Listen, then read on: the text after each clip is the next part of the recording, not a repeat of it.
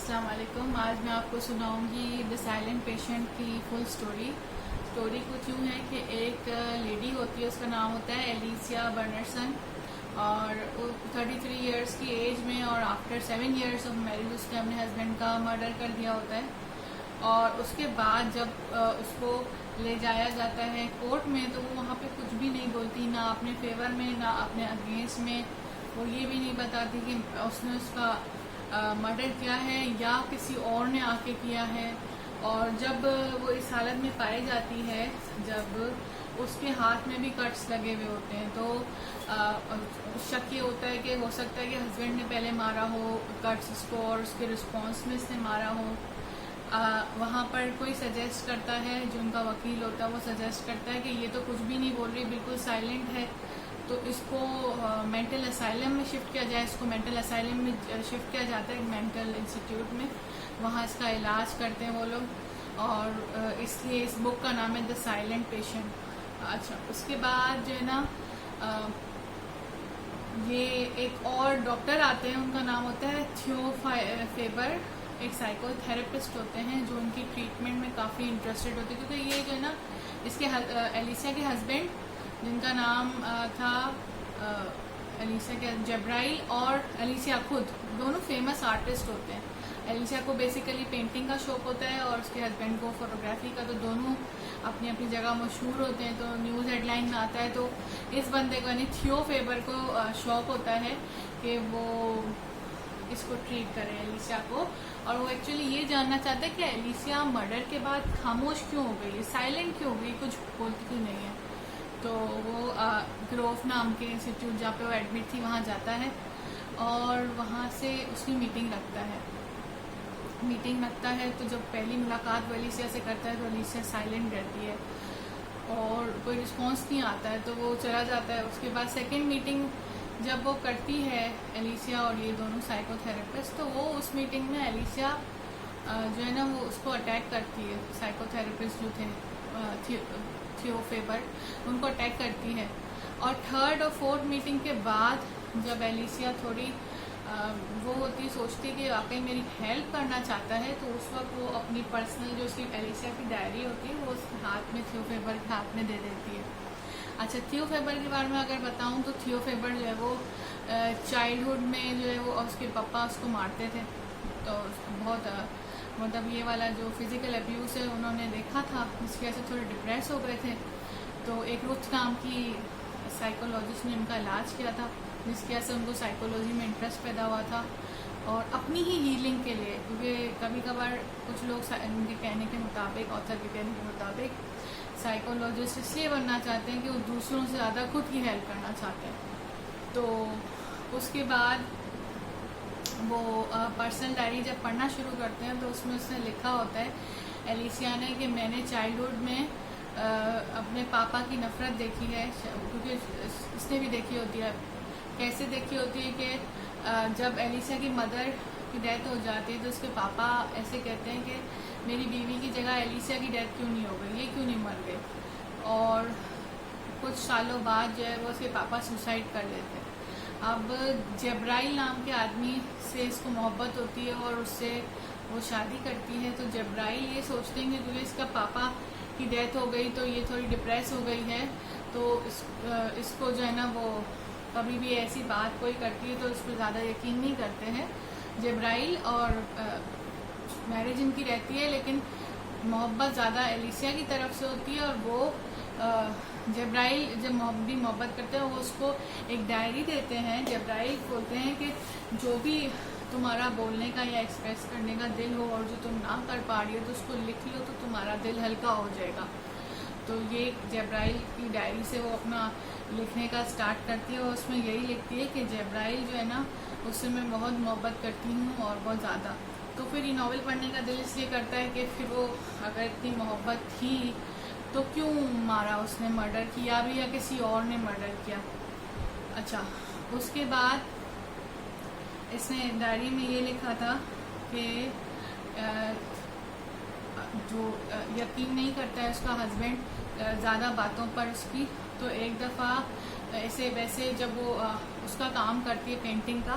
तो एक gene Felix Martin नाम के बंदे को इसकी तरफ अट्रैक्शन होती है, एलिसिया की तरफ, पर वो शादीशुदा होती है तो वो कोई रिस्पांस नहीं देती है, उल्टा उसके काम से भी रिज़ाइन करने का सोचती है। और दूसरी तरफ उसका एक जेट होता है, स्टेप ब्रदर इन लॉ, उसका नाम मैक्स बर्नरसन होता है, वो भी काफ़ी इंटरेस्टेड इसमें होता है। लेकिन उसको एलिसिया को ऐसा लगता है कि मुझ में इंटरेस्टेड कम है और मेरे हस्बैंड से नफरत ज़्यादा है इसको, क्योंकि उसका स्टेप ब्रदर है तो वो चाहता है कि हर चीज़ मेरी हो जाए, चाहे इसकी वाइफ ही क्यों ना हो। तो एक दिन क्या होता है कि एलिसिया जो है वो कुछ काम कर रही थी तो उसको विंडो से नज़र आता है कि कोई इसके घर में झांक रहा है, कोई आदमी है चश्मा और टोपी पहनकर इसके घर में झांक रहा है। तो वो थोड़ी डर जाती है। 2-3 दिन तक वो नोट करती रहती है कि कोई आदमी है और उसके घर में झांक रहा है। वो ये बात अपने हस्बैंड को बताती है। अच्छा, साइड बाय साइड दूसरी स्टोरी जो चल रही है थियोफेबर की, थियोफेबर जो इनकी वाइफ का नाम कैथी है और कैथी से शादी के बाद वो डिप्रेशन से बाहर निकले थे और वो कैथी से बहुत मोहब्बत करते हैं, बहुत ज़्यादा मोहब्बत करते हैं साइकोलॉजिस्ट थियोफेबर। और एक दिन वो उनकी ईमेल्स पढ़ लेते हैं कि वो किसी बैड बॉय 22 की ईमेल्स उनको आती हैं जिससे वो मिलती हैं और उसका अफेयर चल रहा है, एक्स्ट्रा मैरिटल अफेयर। तो वो बड़े दुखी होते हैं, लेकिन वो उस पेशेंट का इलाज करते रहते हैं एलिसिया का। अब डायरी में जब पढ़ते हैं, डायरी में ये पढ़ता है कि हस्बैंड को उसने बताया जब कि भाई कोई आदमी है झांकता है, तो आदमी ने बोला ये तो डिप्रेशन में होगी इसीलिए इसको नज़र आता होगा, कुछ उसकी फैंटेसी है, इमेजिनेशन है, एक्चुअल में ऐसा कुछ नहीं है। तो वो क्रिश्चियन नाम, जिसको डॉक्टर वैस भी कहते हैं इस नॉवेल में, क्रिश्चियन नाम के जो डॉक्टर है उसको दिखाते हैं, जो उनके फैमिली फ्रेंड टाइप डॉक्टर थे। तो क्रिश्चियन भी उसकी बात पे यकीन नहीं करते, उसको मेडिसिन देते हैं लेकिन बात पे यकीन नहीं करते। एलिसिया कह रही थी कि मेरे घर में कोई जानता है जिससे मुझे डर लगता है, जिससे मुझे ख़तरा है। बहरहाल फिर जो है ना वो पता डायरी में आगे वो पढ़ते हैं कि वो बंदा एक दिन घर में घुस आया था और जब्राइल की गन का उसको पता था। एलिसिया को, वो तो किचन में जाती है तो गन नहीं होती है, और फिर वो गन जो है वो उस बंदे के पास होती है जिसने मास्क और पहना हुआ होता है, अपना चेहरा छुपाया हुआ होता है। और वो एलिसिया को बोलता है कि मतलब मुझे रोक दो, और रस्सी से उसको कुर्सी पे बांध देता है। और जैसे ही उसका शौर जब्राइल आता है तो उसको भी रस्सी से बांध देता है। और फिर वो बोलता है, क्या वो इम्पोर्टेंट बात है, वो बोलता है एलिसिया ये जब्राइल जो तुम्हारा हस्बैंड है जिस पे तुम इतना भरोसा करती हो, तुमसे प्यार ही नहीं करता, मोहब्बत नहीं करता, इसकी मोहब्बत नहीं सिर्फ धोखा है, ये शादी तुमसे ऐसे ही निभा रहा है, ये तुमसे मोहब्बत नहीं करता, ये किसी और के साथ अफेयर है। तो वो एलिसिया इस बात को नहीं मानती। तो उसको प्रूव करने के लिए जो वो बंदा होता है जो मास्क पहन के अंदर आया होता है, वो जब्राइल से इतना पूछता है, ये गन है, मैं तुम्हें शूट कर दूंगा, अगर तुम चाहते हो कि तुम्हारी जान बच जाए तो तुम सिर्फ इतना कह दो कि मेरी जगह एलिसिया को बचा लो, मेरी जान भले ले लो, एलिसिया को छोड़ दो। तो तुम्हारे में से और एलिसिया में से तुम्हें किसकी जान बचानी? तो जब्राइल जो एलिसिया का हस्बैंड होता है वो बोलता है कि मैं ज़िंदा रहना चाहता हूँ, इसका मतलब आप एलिसिया को भले मार दो। तो उस वक्त एलिसिया बहुत शौक हो जाती है कि मैं जिस बंदे से इतना मोहब्बत करती थी, इतना ट्रस्ट करती थी, वो इतना बेवफा निकला और उसका एक्स्ट्रा मैरिटल अफेयर है। ये बोलकर वो जो बंदा था जो मास्क पहनकर आया था वो उसके हाथ खोलता है एलिसिया के और बोलता है कि मैं तुम्हारे हस्बैंड को नहीं मारूंगा, मैं सिर्फ तुम्हारे सामने हकीकत खोलना चाहता था और मैं सिर्फ तुम्हारी हेल्प करना चाहता था, मैं तुम्हें बताना चाहता था कि तुम एक धोखे में हो। और ये बोलकर वो चले आता है। लेकिन एलिसिया से बर्दाश्त नहीं होता क्योंकि उसने अपने बाप की बचपन में नफरत देखी थी और अब वो जब्राइल के आंखों में मोहब्बत देखना चाहती थी, तो उसने भी बेवफाई की। तो वो जज्बात में आके वो जो है वो उसका अपने हस्बैंड का मर्डर कर देती है। और फिर वो ये जब और भी डायरी में आगे आता है कि वो बंदा और कोई नहीं थियोफेबर था, खुद थियोफेबर की वाइफ कैथी से जब्राइल का अफेयर चल रहा था और वो थियो ही था। और थियो खुद बताता है कि मैं एलिसिया की तब भी मदद करना चाहता था, मैं एलिसिया की आज भी मदद करना चाहता था, तब भी मैं ये बताने आया था कि तुम्हारा हस्बैंड धोखा दे रहा है, लेकिन मैं कैथी को लूज़ नहीं कर सकता, मैं कैथी से इतना मोहब्बत करता हूँ कि मैं उसको उसकी गुनाहों के लिए माफ़ कर दूँगा। तो कैथी से कहीं रहने और जाता है, लेकिन क्योंकि वो सोचता है कि डायरी में इससे सब लिखा हुआ है और डायरी अगर पुलिस के हाथ लग गई तो वो मुझे पकड़ लेंगे, गिरफ्तार कर लेंगे, इसलिए वो मॉर्फिन का ओवरडोज दे देता है एलिसिया को और अपनी डॉक्टरी का नाजायज़ फ़ायदा उठाकर उसको कोमा में भेज देता है और मतलब एक अटेम्प्टेड मर्डर करने की कोशिश करता है। उसके बाद कैथी के साथ कहीं और मूव होता है, लेकिन वहाँ नेबरहुड पे पुलिस रहती है और पुलिस एक दिन डायरी लेकर हाजिर होती है और वो एलिसिया के लिखे हुए वर्ड्स जो है वो थियो फेबर को पढ़ के सुनाती है, जिसमें उसने लिखा था कि थियो ने मुझे ओवरडोज कर दिया है मॉर्फिन से, अब शायद मैं कभी भी ना बोल पाऊँ। ये है वो बुक द साइलेंट पेशेंट, बहुत अच्छे से लिखी गई है। 2019 में न्यूयॉर्क की बेस्ट सेलर रह चुकी है। एलेक्स माइकल लाइट्स की लिखी हुई बुक है और उसके बाद उन्होंने द मेडेंस बुक भी लिखी थी 2021 में, पर वो मैंने अभी नहीं पढ़ी है। इसके पीछे ब्लर्ब भी अच्छा दिया हुआ है, इसके रिव्यूज़ भी बहुत अच्छे हैं।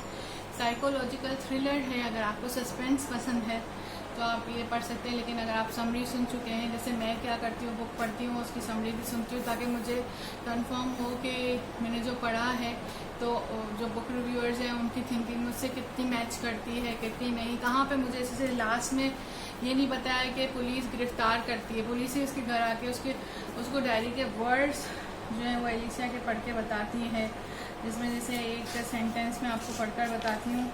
ये लिखा हुआ है कि